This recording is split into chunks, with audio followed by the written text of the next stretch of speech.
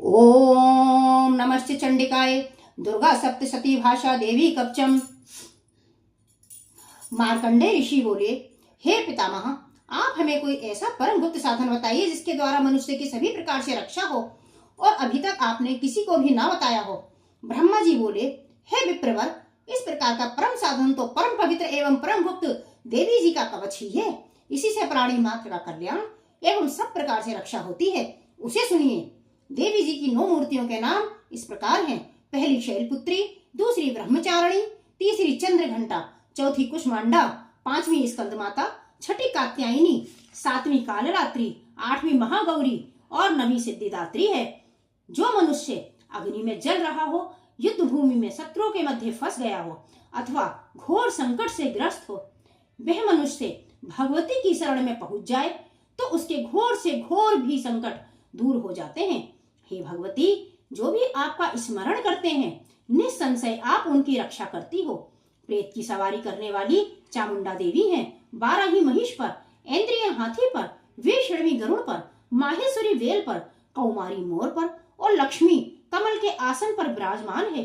श्वेत रूप धारण करने वाली वृषभ वाहन वाली ईश्वरी देवी हैं।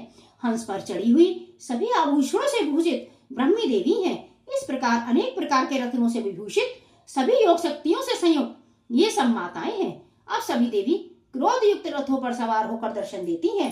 ये शंख चक्र गदा शक्ति हल मूसल खेटक तोमर परशु पास कुंती त्रिशूल उत्तम आयुध शारंग धनुष इत्यादि अस्त्र शस्त्र दैत्यों के शरीर के नाश के लिए, भक्तों को अभय देने के लिए एवं देवताओं के हित के लिए धारण करती हैं। हे देवी, आपके दर्शन कठिन हैं। शत्रुओं के भय को बढ़ाने वाली देवी जी, मेरी रक्षा कीजिए। पूर्व दिशा से मेरी रक्षा इंद्री देवी करें। अग्नि कोण में अग्नि देवता, दक्षिण में बाराही, नृत्यव्य कोण में खड़ग धारिणी, पश्चिम में वारुणी, वायु कोण में मृगवाहिनी, उत्तर में कौमारी, ईशान कोण में शूल धारिणी, ऊपर ब्रह्मा जी, नीचे वैष्णवी देवी रक्षा करें। इस प्रकार संभवाहिनी चामुंडा देवी 10 दिशाओं से मेरी रक्षा करें।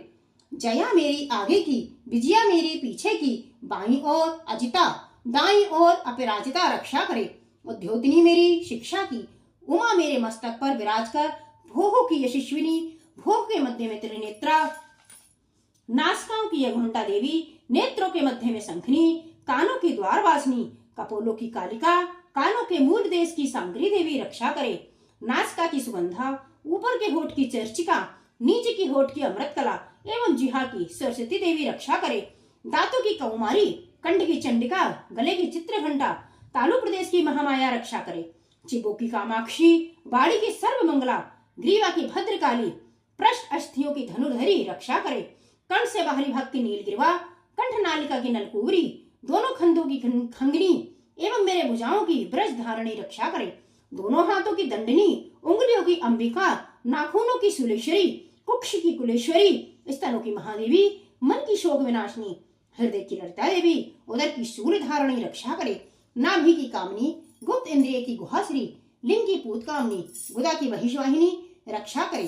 कटी की भगवती, घुटनों की विंध्यवासिनी, जंघाओं की महाबली देवी रक्षा करे। गुल्फों की नारसिंही, पांव के तलवों की तेजसी, उंगलियों की श्रीधरी देवी और तलवों की पर्वतवासिनी रक्षा करे। नाखूनों की दृष्टा कराली, केसों की उधर ग्रेसनी, रोम छिद्रों की कौमारी और त्वचा की बागीश्वरी रक्षा करे।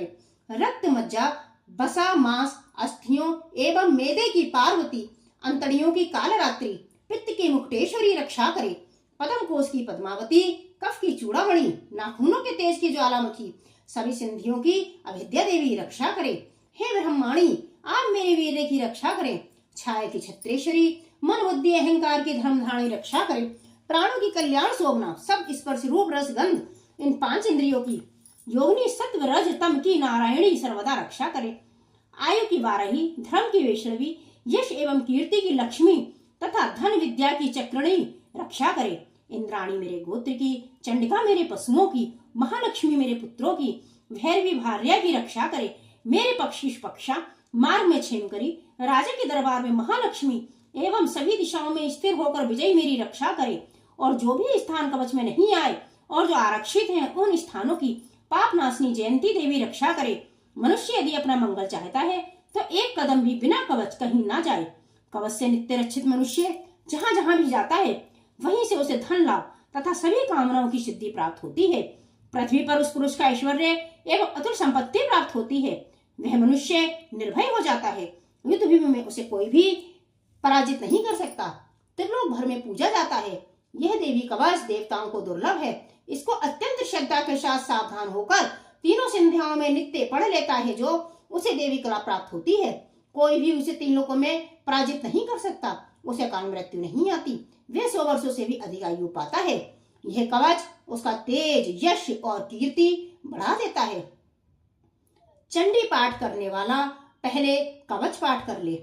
जब तक पर्वत, वन, काननों के साथ ये पृथ्वी टिकी रहती है तब तक ऐसे पुरुषों की संतति होने पर महामाया की कृपा से देव दुर्लभ परम स्थान की प्राप्ति होती है।